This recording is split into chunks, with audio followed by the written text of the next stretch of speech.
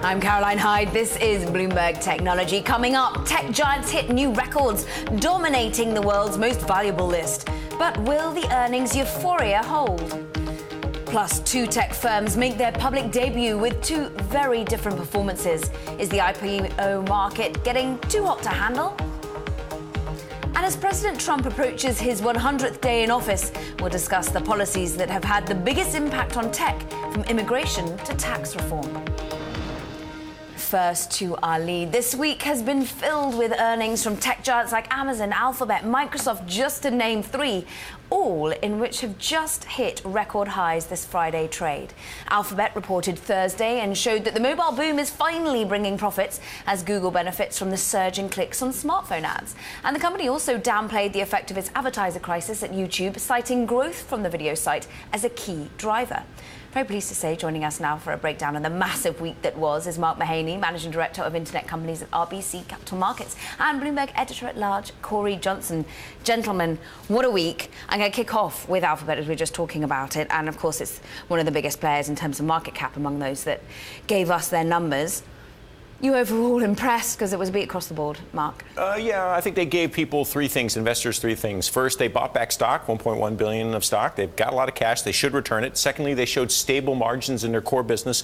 And third, they showed very consistent revenue growth. They have grown their revenue 20% year over year for 29 straight quarters. That's one quarter over 7 years. There's no other company that's done that, I don't think, in history. It's certainly not at this scale. So the consistency of the growth, the management of the expenses, and the giving back of cash to shareholders, there's really nothing not to like in that. Well, an accelerating growth rate, too. That's the kind of thing that amazes me, is this 22% growth rate, revenue growth rate, is they've had one other quarter that big, I think, in the last 4 years, 5 years. So it's at this size to be getting so much bigger, it's interesting. But also the thing that really jumped at me was the click number. The 44% growth in clicks. It was just shockingly better, by orders of magnitude better than they were reporting just a couple months, quarters ago. And it just shows that mobile is just dominant for them. And even as they had the end of the quarter, just the last 2 weeks of the quarter, concerns about YouTube, about the advertiser backlash, I spoke to an executive of Alphabet saying, look, in the medium term, this is going to be a modest effect, really, and actually we're going to invest longer term. Do you think it is but a small drop in the ocean for Google? Yeah, I asked Sundar Pichai on the earnings call about whether they were seeing any pushback from advertisers, and my interpretation of his answer, which was vague, my interpretation was that they're not seeing any impact at all. That they think they were after the event took place, they went out of their way to go out to advertisers. Even Sir Martin Sorrell was saying how aggressively Google was going out there to try to find solutions. Yeah. Yes, that's right. And so I think it'll turn out to be just as momentous for Google as the debate over Facebook and ad measurement was 6 months ago, i.e. not material at all. So search is still king for Google's Alphabet. What's interesting is they actually think eventually maybe even cloud will surpass that. Let's think of another cloud winner here, Amazon. I mean, Corey, again, phenomenal growth in excess of 20%, and that's what, 20 years that we've seen double-digit growth in revenue? For the full company, yeah. I mean, it's a spectacular machine. I found myself in this quarter actually spending time looking at the retail business, which is of course bigger. But web services gotten so much attention, and when they started breaking out numbers, the Excel geeks. That'd be you and me. We're going nuts about looking at Amazon Web Services, trying to understand that business. But in fact, the retail business is just firing on all cylinders. The cash flow generation from the Amazon Web Services business allows them to sink even more money into the retail business and run this thing at negative margins, and grow and grow and grow and invest in distribution. And in ways, it's sort of interesting to see. In technology, we see the leading companies. A fact I bring up every once in a while is that leading companies are not 2 or 3 times bigger than the number 2 player; they're 10 times bigger. Yeah. But that's a network effect, and that was true of Cisco, and it was true of Intel, and it's true of Google, and on down the list. What's interesting is that Amazon has brought the network effect to retail, to selling stuff, and that they've got that sort of they're 10 times bigger than any other, much more than any other online competitor in their retail business. I mean, I just want to focus in on my Bloomberg because talking of the sheer size and scale of these companies, I went into the S&P 500. If you measure it by market cap, member weightings, go into MEMB if you've got a Bloomberg, and then measure it by market cap. Check this out. We've got dominated by the tech sector. Apple at the top, but quickly below in terms of market cap is Alphabet, then it's Microsoft, then Amazon, then here comes Facebook, $427 billion market cap. And here they come in terms of their earnings as well, Mark. What are you expecting next week? Facebook, we thought was one of the least risky stocks going into the earnings. We were a little worried about Amazon. We thought they may guide down. They did guide down, but the market was willing to look through that. With Facebook, we think the underlying trends are as strong, probably the strongest across consumer tech, probably the strongest across tech. I mean, they're going to do something close to 50% revenue growth. So that's faster than anybody else, and they're doing it at scale, and we don't think there'll be a dramatic cut to margin. So in terms of advertiser demand, we still see advertiser demand rising. Demand to run Facebook campaigns and increasingly Instagram campaigns is still rising. So we think this is it's one of our top picks. We think it's one of the best fundamental stories across tech period today. And another business that's had accelerating growth. It was growing at high 40% a year 2 years ago, 50% last, 51% I think last year in terms of top line. But I think Mark's point about Instagram is a really important one. That Instagram was a revenue-free product not all that long ago, and they've been as regular Instagram users, we see the ads popping up. We see that it has become a regular part of people's business, and it's also growing users in ways that Twitter could only dream of. It's got to be such a much bigger platform. The decision to buy it for under $1 billion a few years back looks just beyond brilliant. And still so much more monetization to come when you're looking at WhatsApp, when you're looking at Messenger as well. Let's look at the other fundamentals, because Mark, I know you've got a juicy set of facts for us. I want to be looking at the Juicy? Trump 100 days. Juicy. Yes. You've run some maths for us, talking of an Excel geek. Yes, that's right. This is pretty simple, but it turns out I think President Trump made tech great again. So in the first 100 days, well, since his election, that's not the first 100 days, but since his election, the market cap of the tech leaders, that's the FANG stocks, Facebook, Amazon, Netflix, Google, plus Microsoft, plus Apple, it's risen $400 billion, so $4 billion a day.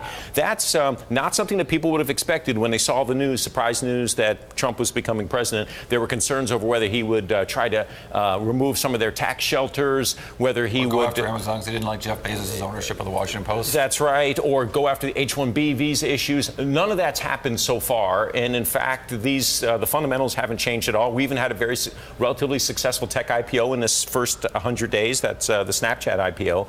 So it looks to me like tech has done nothing but benefit so far from President Trump. I mean, I would say that's a market effect more than it's a policy effect from the administration. It's either here or I know, there. but it's a nice narrative. Not taxes, even though, I mean, so much crescendo of hope has been built on the tax. It is true these companies, if there's a repatriation, might get a great benefit from that repatriation, but we'll see if there were rules attached to that, how it's going to work. I understand that companies like Apple and Intel and others who have a lot of overseas cash have built structures to keep those at a very low tax rate so that a tax holiday might not be something they want to take advantage of in a sizable way because they've already come up with ways to get around it.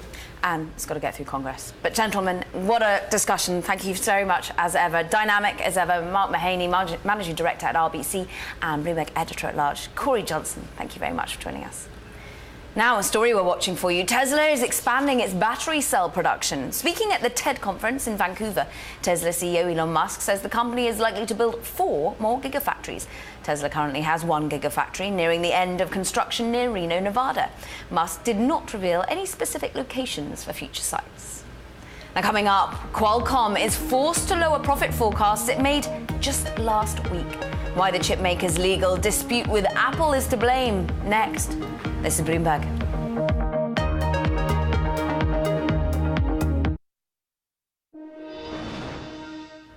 Now another mover we're watching. Shares of GoPro tumble more than 7%, and that's almost 4 times its average trading volume. More money was rushing out of the stock despite sales in the latest quarter beating estimates and giving a bullish second quarter forecast. Investors are still not convinced GoPro can push ahead with a turnaround, and about 35% of the shares on the market are now shorted, according to its latest filing.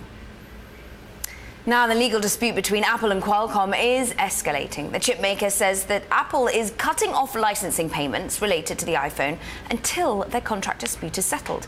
Now, that's forcing Qualcomm to lower forecasts it made just last week. Qualcomm Executive Vice President and General Counsel Don Rosenberg said in a statement, Apple is improperly interfering with Qualcomm's long-standing agreements with Qualcomm's licensees. These licenses agreements remain valid and enforceable. Now, the company is one of the main suppliers of components to the iPhone. Joining us now to discuss is Bloomberg technology reporter Ian King. Well, actually, is it one of the most important suppliers? Because what Apple's trying to say is actually you claim all these royalties when we're actually not always using your chips. Right. I mean, there's 2 things at play here. There's the chips and then there's the patents. The patents cover the fundamental technologies of all modern high-speed data networks and phones. So whether you use Qualcomm chips or not, you pay Qualcomm. That's the rules in the phone industry. Apple is saying, hold on a minute, you're paying a percentage of the full price of the phone. There's so many other things in the phone that why should I be paying you for these things? Qualcomm says, try and use a phone without our network chips. There's an analyst out there, and they're saying this is all-out war. Do you think it is all-out war? Absolutely, yeah. I mean, the expectations that Qualcomm had just a week ago when they gave the forecast that you just mentioned, they said explicitly, look, we don't, we're not ruling it out, but we don't really expect Apple to do this. A week later, they've done it. And when you're looking at how much they've cut their profit forecast, I mean, it could be as much as 30%, more than 30% less of the top of the range in terms of earnings per share guidance. How much would this be dented if suppliers start being lent on by Apple and they too follow suit and stop paying Qualcomm? It's a very complicated situation. How we can slice this up is if you look, on average, Qualcomm has taken $500 million out of the quarterly revenue. So that means on a licensing revenue, Apple indirectly through its suppliers is paying $2 billion a year in licensing revenue. That's almost pure profit. So that's a lot of money. What do we expect to come on this? Because this is a legal wrangling that's going to run and run. It's already been 5 years, according to Apple, that they've been in a linguistic dispute, and now it's gone to the courts. Could these sorts of payments be on hold ad infinitum? Well, again, two ways to look at it. If this goes through the courts, if it follows the usual procedures, appeals, backwards and forwards, a couple of years at the minimum. That's a long time to be without that licensing revenue if you're Qualcomm. Other way to look at it, from Qualcomm's perspective, this is just a negotiation. This is just a way of the two trying to find a middle ground where they can agree upon a percentage. What surprised me is the shares did initially react for Qualcomm, but then they sort of bounced back and they were up about 0.2% last time I looked. Why is the share price not under more duress? Well, look how Qualcomm has performed this year relative to other chip stocks. It's clearly underperformed. I mean, the shock is already built in. This is just kind of confirming some of the worse or less good scenarios that people have already kind of baked into their models. So on a headline basis, it looks horrible, but some people had actually been predicting that this might happen. Already braced themselves. There is the one-year chart, and you can see that it's fallen down significantly since the end of last year. Ian King, great reporting. You've been all over this story. Of course, our Bloomberg technology reporter, Ian King, on Qualcomm versus Apple. Now, coming up, the IPO pipeline is heating up with 8 listings this week, including 2 tech firms just today, Cloudera and Carvana. We'll hear from the CEOs of both companies next. And a reminder of our interactive TV function. You can find it at TV Go on the Bloomberg. You'll not only be able to watch us live, but also see previous interviews and dive into any of the securities or Bloomberg functions we talk about. And you can become part of the conversation by sending us instant messages during our shows. This is for Bloomberg subscribers only, though, I'm afraid. Check it out on TV Go. This is Bloomberg.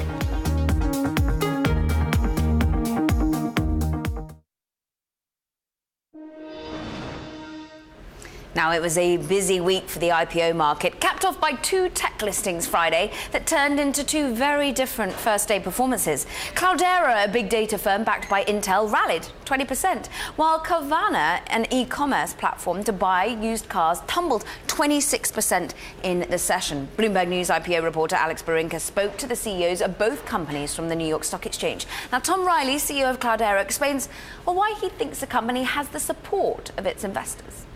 It's important to understand all of our financial investors are extremely happy. Intel is both a financial investor but also a strategic partner, and they're very happy with this relationship.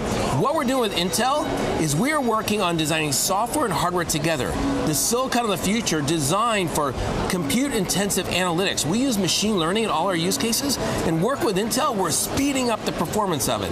So our partnership with Intel and their investment was a strategic relationship where we're doing joint engineering together to change how compute in the future will be different. Tom, though, looking at that valuation, the optics is not great when you do have what's perceived as a down or a flat round. If you could go back, would you still have taken that $4.1 billion value? I know it was a strategic partnership, but, there is some concerns there, whether it comes to pricing options, employee morale, or just, the aura on the street. Well, that's actually not the case. putting optics aside, we're all excited about this journey run. We're all excited about what we've built and the growth and trajectory we have going forward. We have so much behind us with that Intel partnership, we would never have traded that. What we're doing with Intel together in our 5-year, 10-year journey, going after this massive market, is incredible. Just think, by 2020, there'll be 30 billion devices connected on the planet. Pretty much everything and everyone is becoming connected. And that's creating so much data. In 2020, 90% of the world's data doesn't exist today. Well, Tom, all that new data is coming in our platform. That was Thomas Riley, CEO of Cloudera. Now, Alex then spoke with Ernest Garcia, CEO of Carvana, and asked him if now was the right time to be going public.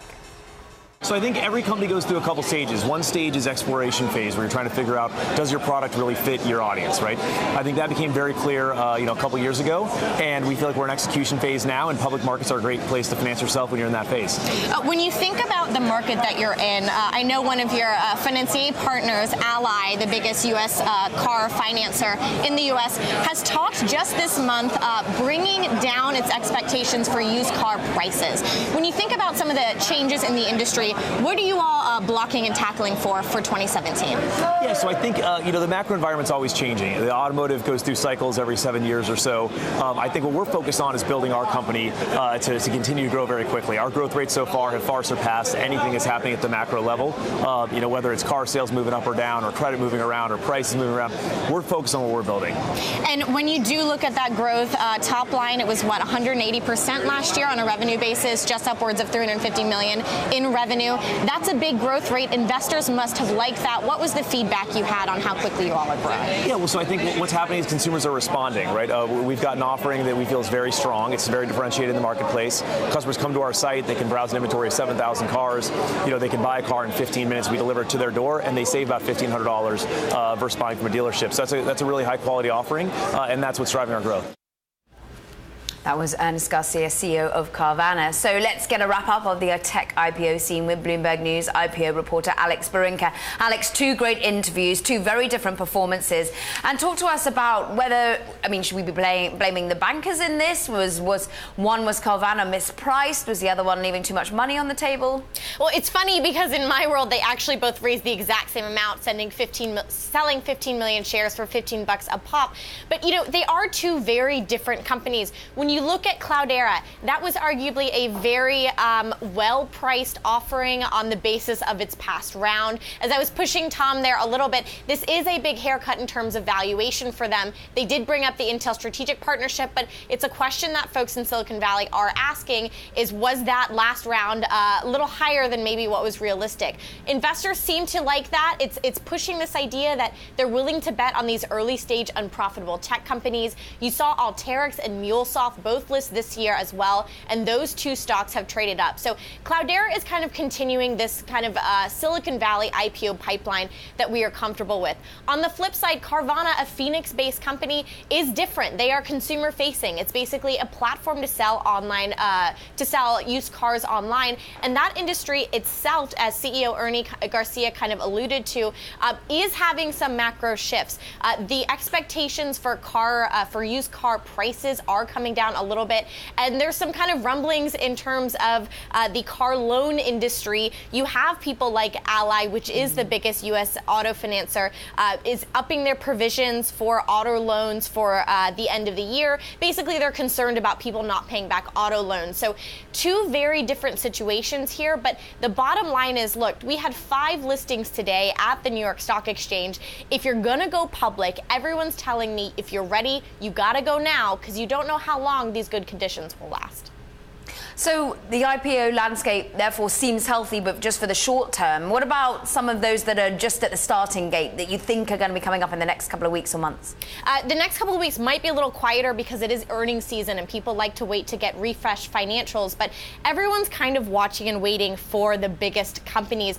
We saw news out of Dropbox this week, them talking about EBITDA being positive. So it seems like some of these bigger ones that everyone's paying attention to are at least touting the the right numbers that people on the street will care about if they do go public. But look, looking forward, it's still enterprise. Appian filed this week, so there are some companies in the pipeline, but not as many hitting the road right now just because of the schedule kind of pause around earnings season.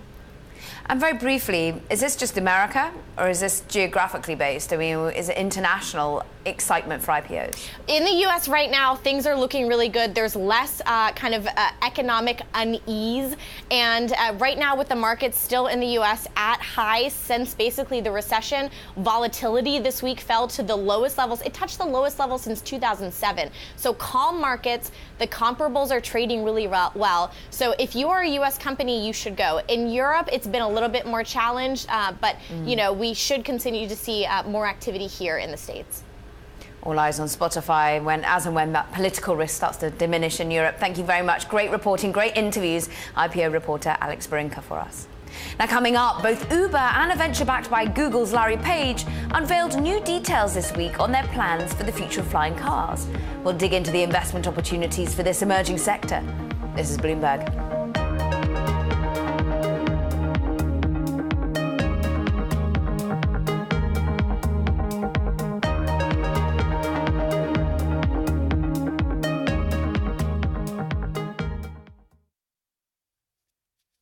I'm Elisa Parenti, and you're watching Bloomberg Technology. Let's start with a check of your first word news. President Trump, speaking at the National Rifle Association's meeting in Atlanta, discussed the Second Amendment, but also reiterated his immigration stance. We need a wall. We'll build the wall. Don't even think about it. Don't even think about it. Don't even think about it. That's an easy one. We're going to build the wall.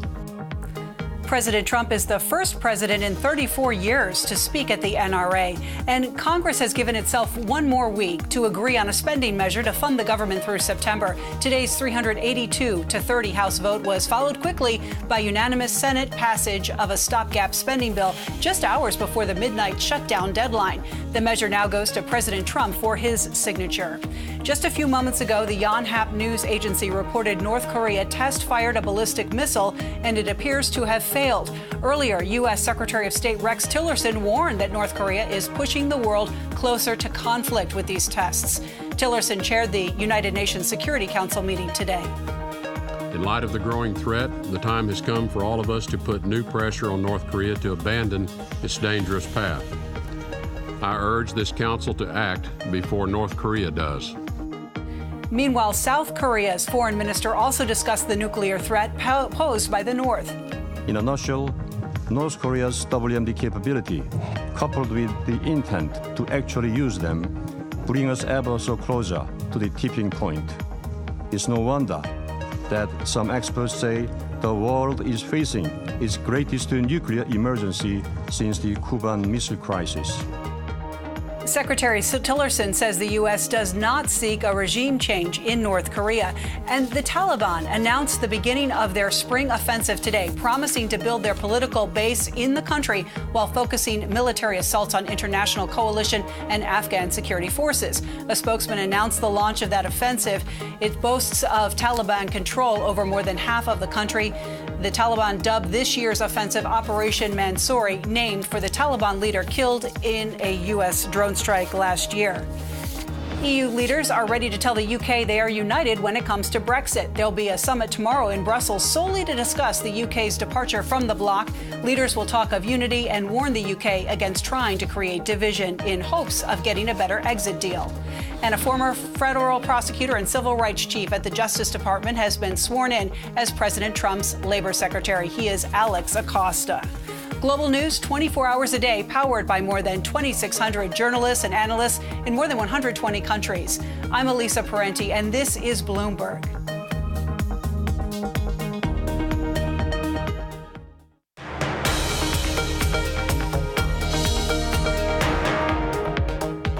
This is Bloomberg Technology. I'm Caroline Hyde. And as we discussed at the top of the show, when President Trump was first elected, many tech leaders spoke out strongly against him. So where do things stand now between Washington and Silicon Valley after the White House's proposals on the H-1B visa program, net neutrality and tax reform? I spoke with Bloomberg Technology Executive Editor Tom Giles and Bloomberg Technology Editor Alistair Barr about this and other tech stories that grabbed our attention this week. There's still expectation that there'll be some kind of a reform of the tax code. I don't know how quickly it's going to happen. We haven't seen a lot of detail from the one sheet that we got from the Oval Office. Congress might take issue. Exactly. But if all goes to plan, you're going to see that the tech companies can bring back billions of dollars from overseas at a much, much lower tax rate. And that's going to result in dividends, buybacks, M&A, possibly executive compensation, things that the tech companies are eager to have. And Alistair, this is why we've seen the FANGs, the Facebook, the Amazon, of course Netflix and Google all outperform when you're looking at the stock prices. But what does it mean not only for the giants but the smaller players here in Silicon Valley, the startup community? Yeah, I mean, there's a giant sucking sound in Silicon Valley when it comes to smaller companies. These big internet companies are doing so well, and they have businesses that one VC this morning told me they're a natural monopoly where the scale that they get sort of begets more customers, begets more spending, and they're just very, very powerful. And in politics, it's the same type of thing where when you get to the net neutrality debate, Netflix kind of shrugged its shoulders this week, and the startups are the ones that are screaming because they're the ones that are probably going to lose out most. Yeah, we had 800 startups and investors led by Y Combinator trying to really put a letter towards Ajit Pai of the FCC saying why they don't want to see a net neutrality repealed. I want to shift attention. We were just talking about the outperformance in terms of the giants and their stock prices, and outperformance in terms of their numbers. Just looking at, for the first, perhaps, underperformer, Twitter didn't perhaps spark as much hope about revenue, but they certainly did in terms of numbers of users. User growth was key for Twitter this time around. That's the thing that's been getting them quarter after quarter after quarter. And what we saw earlier this week was, hey, they've moved the needle in the right direction. 6 million. We're not seeing the profitability. We've got questions about that. Revenue growth, questions about that. But users are back. And what the hope is for investors is that once you get the users, you get the advertisers to come in. Hey, we think this is a way to reach a new segment of the audience. We saw Twitter talking about people are politically engaged. There's a lot to talk about. You know, when Donald Trump tweets, people pay attention to that. They didn't name his name. They didn't name Donald Trump.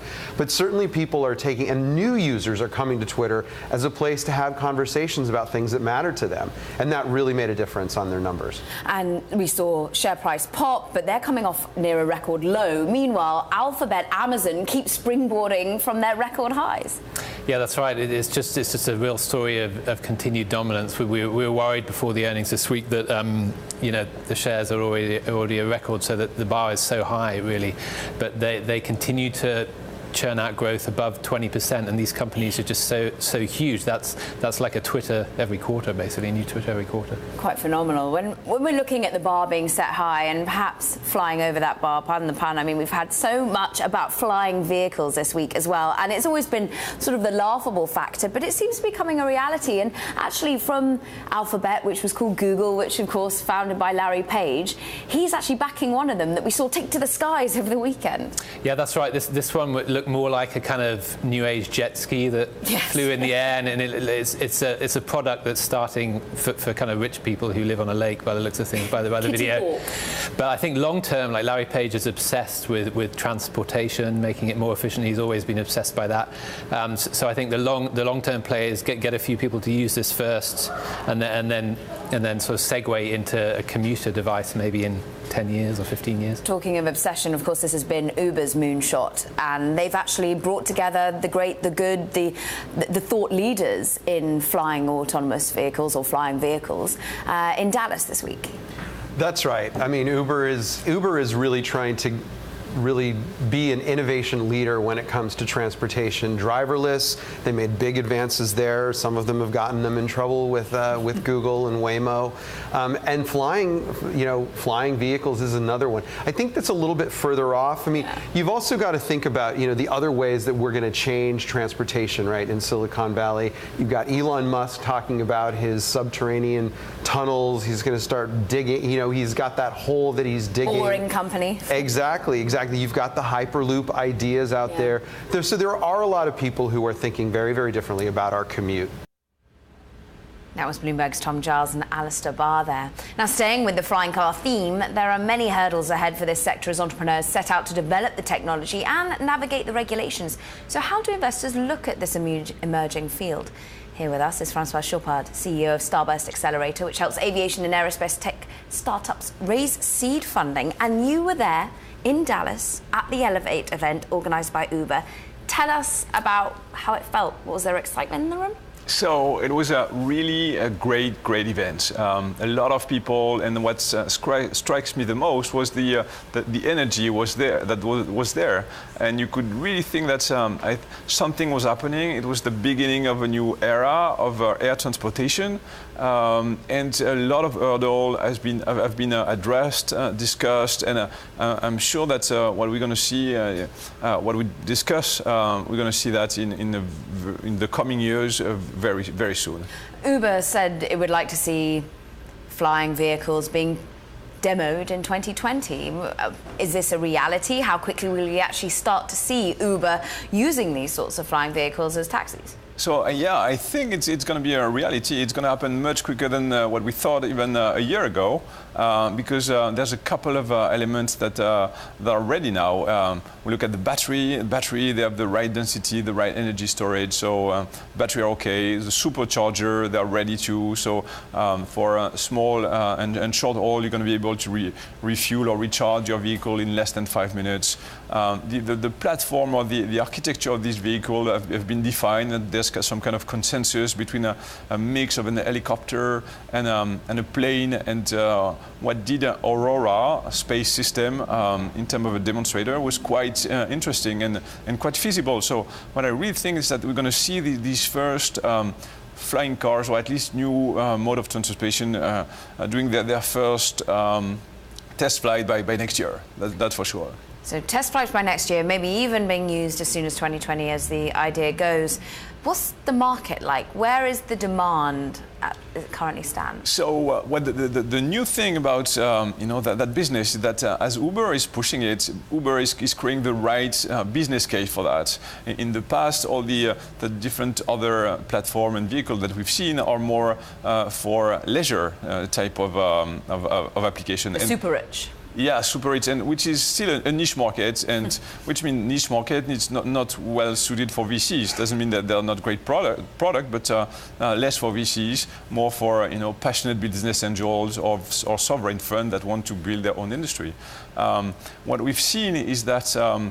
Yeah, it's really a question of timing, and I think the timing is right. Uber looks at their business, and they operate in more than 500 cities. And they think that the number of these type of vehicles per city is between 500 to 1,000. And so when you do the math, when you spread that over 10 to 15 years, yeah, there's a real market. That's a couple of $1 billion market, at least for the platform manufacturer. And I think we're going to see another 1 or 2 unicorn emerging out of the aerospace segment. You say Uber works in 500 cities, but I came here from Berlin and it doesn't work all that pleasantly in 500 cities. Sometimes they've had to work with the regulators, and sometimes it's the taxis that will use Uber and certainly not individual private drivers. What are the regulatory hurdles looking like for Uber to use flying cars, or anyone indeed? So there's two things about that new business. Yeah, that new business, they're not going to fight against the legacy taxi driver and industry and lobby, because they're going to bring more electric vehicles flying over the air. So you're going to emit less CO2. You're going to reduce traffic on the ground as you're going to remove some of it through the air. So you're going to really add value to the traffic or the commuting experience to each of these cities. Maybe Berlin or even Paris won't be the first adopters, that for sure. But when you look at cities like, so they talked about Dallas and Dubai, but when you look at cities like Jakarta or even Hong Kong, Shanghai, Beijing or Sao Paulo, these huge mega city with terrible traffic, I'm sure they're going to be the early adopters, and they're going to push even the regulators to evolve either the certification process and all these necessary to make that happen quickly. So, at Starburst Accelerator, what are you putting your money into at the moment? Who are going to be these unicorns that you say are born out of this? So we are about to release our report on these new flying vehicles. We have listed 7 different categories. Kitty Hawk is in one of them. So out of these 7, pages. Yeah, there's probably one that's going to emerge, which is we call the fixed wing electrical vertical takeoff and landing category. And in that category, there's a couple of players. Lilium out of Germany is one of them. Joby in the US, Aurora I talked about. Airbus as a big player is entering into the market, and there's still a few that have not emerged, but I know that they're working in more stealth mode. And a whole ecosystem that will build around it, I'm sure. It's been wonderful having your perspective. Thank you for jetting over here, back from Dallas, after you were with all the movers and shakers when it comes to flying cars. Francois Chopard, CEO of Starburst Accelerator there. Now staying with Uber, Anthony Lewandowski, who is at the center of Alphabet trade secrets lawsuit against Uber, stepped down from his post overseeing self-driving car technology. Now, Lewandowski will remain at Uber despite his role change. The ride-hailing company said he'll take a lesser role on the team and will not be involved in decisions relating to LiDAR technology. Now, you'll remember that Google's autonomous driving unit Waymo accused Lewandowski of stealing trade secrets, particularly with respect to the LiDAR. Now, coming up, the VR wave is cresting. We speak to a Hollywood heavyweight on his plans to bring the technology to a screen near you. Next. And this weekend on Bloomberg Television, we bring you our best interviews from the week, including FCC Chairman Ajit Pai, speaking to us after the agency decided to roll back the Obama-era net neutrality rule. Tune in this Saturday for the best of Bloomberg technology. This is Bloomberg.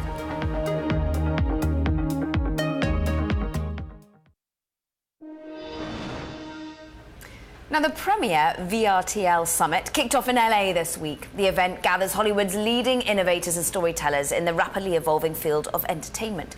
One notable player that was in attendance was Robert Stromberg. The two-time Academy Award winner is also the co-founder of the virtual reality company. It's a content studio and production company that combines storytelling and technology to create immersive VR experiences. Joining us now to discuss from Los Angeles is Robert Stromberg. It's wonderful to have you on the show, and I want you to tell us a little bit about the VRTL Summit that has just been kicked off. Does this really show that we're at this tipping point in Hollywood where they are gathering to want to adopt immersive technology that much more? Well, I think that everybody's really excited about this brand new medium, and I think we're still at the early stages of what it could become. But I think what we're finding out is that it will be a really powerful storytelling tool indeed. And so at VRC, we're really exploring things like how to direct in VR and how to tell a story and how to develop characters, how to edit, those sorts of things. So I think it's still in the exploratory stages, but it's a really exciting future for, I think, the combination of cinema and sort of the gaming community and Hollywood in general. I want to wind back a bit because, of course, you're a two-time Academy Award winner. You worked on Avatar, Alice in Wonderland, Maleficent as well. Where there did you really feel you were pushing the boundaries and starting to dabble within the AR, VR, immersive entertainment world? Yeah, I started this journey on exploring VR actually when I was working on Avatar. What I could see, because we were creating these 360-degree worlds for the first time and actually making a movie in that world. In other words, Jim Cameron had a virtual camera and he could go into those locations and actually create a film that way. And so I just saw that it was simply a matter of time before we would take the technology and develop it so that we could actually step into those worlds, and that's what we see happening now. And we're just seeing branding of the virtual reality company, the production company that you've set up. Where are you finding demand already coming from, stemming from? Is it largely gaming at the moment? Is Hollywood knocking on your door? I think originally I think everybody thought it was going to go strictly to the gaming community, but what I wanted to see is if this was actually something that could be a very powerful way to tell a story in a new way. So what we did is we did a cinematic test. We did a 4-minute test just to sort of put everything that Hollywood has to offer into this experiment, and that includes, theatrical music and Skywalker sound and all of those things that make us enjoy movies. And what we found when we made these combinations together was something not just cinematic, but it's actually even more powerful because the immersion into this world is so powerful that it's something that we haven't seen before.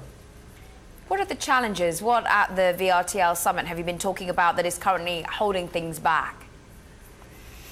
I think for me, what I love about what we're doing right now is we're exploring how to get real actors into these worlds. So, for instance, we're exploring not just the array camera capture techniques and, dimensional video and those sorts of things, but what I want is the sort of holy grail for me is to get an emotional performance from a professional actor that we all recognize, that in a scene in VR that hasn't been done. I kind of joke a little bit that we haven't seen Meryl Streep in VR yet.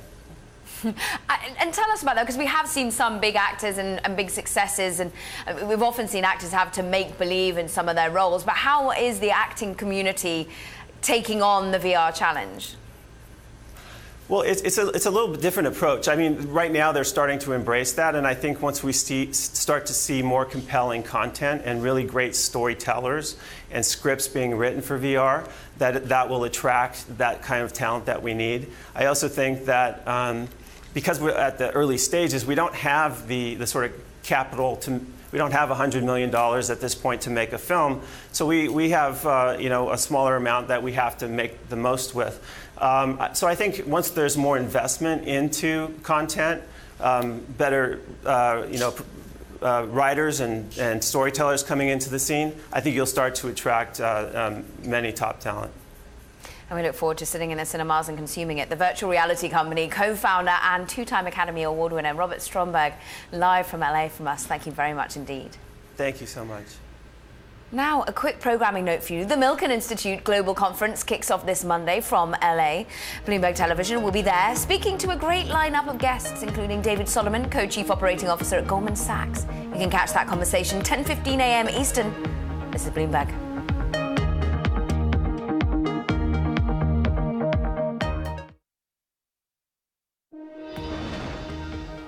Now, a few headlines we're watching for you. Facebook continues to fight against false stories that pop up on its site. Its chief security officer has written a paper disclosing that governments and other actors are using Facebook to manipulate political opinions in order to change the outcome of current events. Ever since the US election, Facebook has been under pressure to clean up fake news on the site, since so many users get their news from the platform. The attention has been renewed around the French election this month. Now, Airbnb is looking for professionals. Starting Monday, business travelers can use a new search tool to find homes and apartments that are business travel ready. BTR listings require a desk, Wi-Fi and hairdryers, among other things. The company expects its business users to quadruple this year and US business travel spending to climb more than 5% next year. And Volkswagen continues to bet big on electric cars. The German autos company announced plans to invest about $9.8 billion to develop electric and hybrid vehicles over the next 5 years. Now, the spending splurge is a part of Volkswagen's effort to counter the backlash sparked by its diesel engine cheating scandal. Now, that falsehood has cost the company more than 22 billion euros so far. Now, that does it for this edition of Bloomberg Technology. Remember, all episodes are now live streaming on Twitter. Check us out. It's at Bloomberg Tech TV, weekdays at 5 p.m. in New York, 2 p.m. in San Francisco. That's all for now. Enjoy your weekend. This is Bloomberg.